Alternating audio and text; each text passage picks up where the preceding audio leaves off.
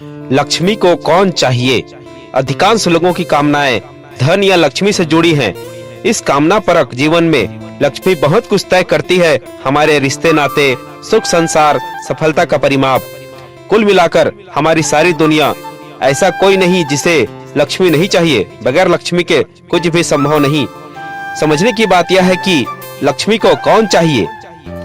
विष्णु पुराण के अनुसार एक बार दुर्वासा ऋषि वैकुंठ लोक से आ रहे थे। रास्ते में ऐरावत हाथी पर बैठे इंद्र को उन्होंने कमल के फूलों की माला भेंट की, लेकिन वैभव में डूबे इंद्र ने अहंकार में उस माला को ऐरावत के सिर पर फेंक दिया। ऐरावत हाथी ने उस माला को अपने पैरों तले कुचल दिया। ऋषि दुर्वासा ने इसे स्वयं के साथ कमल के फूलों पर बैठने वाली लक्ष्मी का अपमान माना। इसीलिए इंद्र को श्रीहीन होने का श्राप दे दिया और उसका सारा वैभव समुद्र में गिरकर समा गया। दैत्यों ने स्वर्ग पर अपना अधिकार कर लिया। स्वर्ग का वैभव और राज्य फिर से पाने के लिए भगवान विष्णु ने समुद्र मंथन करने की योजना बनाई, जिससे लक्ष्मी देवी के साथ अमृत भी उत्पन्न हुआ, जिसके लिए सुर और असुर के बीच घनघोर विवाद छिड़ गया। उस विवाद का हल करने के लिए विष्णु ने मोहिनी रूप धारण करके छल से अमृत को देवताओं में बांट दिया। विष्णु के पास लक्ष्मी सागर से निकलकर स्वयं आ गई थी और अमृत देवताओं को मिल गया था। यानी लक्ष्मी जिसे मिलती है उसमें छल और बल, युक्ति एवं बुद्धि भी आ जाती है और उसके दोष भी गुण माने जाते हैं। अमृत मंथन में असुरों के साथ अन्याय हुआ।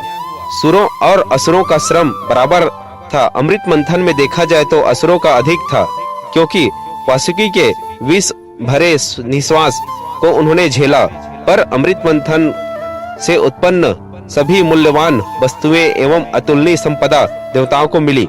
दानवों को मिली वारुणी, जो मदिरा का रूप है, उच्चश्रवा सफेद रंग का और 7 मुख वाला घोड़ा